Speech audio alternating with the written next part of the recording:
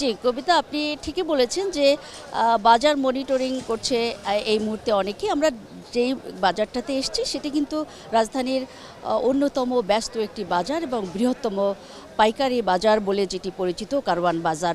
সকাল থেকে কিন্তু এই বাজারে আমি লক্ষ্য করেছি স্টুডেন্টরা মনিটরিং করছেন এবং আপনি জানেন যে ৫ আগস্টের পরে মূলত এই বাজারের যেই প্রেক্ষাপট সেটি কিন্তু বদলে গেছে।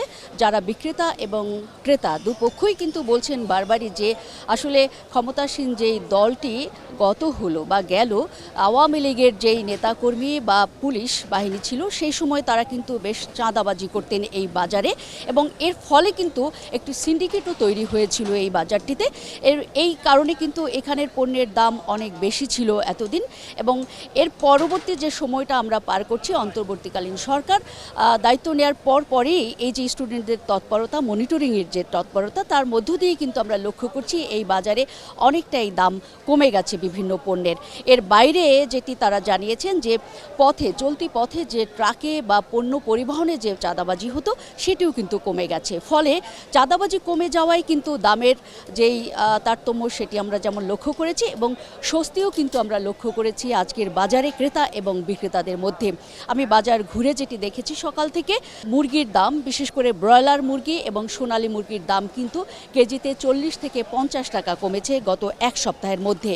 ডিমের দাম কিন্তু গত সপ্তাহের তুলনায় হালিতে 10 থেকে 15 টাকা কমেছে এবং যেসব পণ্য রয়েছে বিশেষ করে এই মুহূর্তে আমি যদি আপনাকে একটু দেখাই, কাঁচা সবজি যেগুলো আপনি দেখতে পাচ্ছেন পেছনে আমার অনেক কাঁচা সবজি রয়েছে।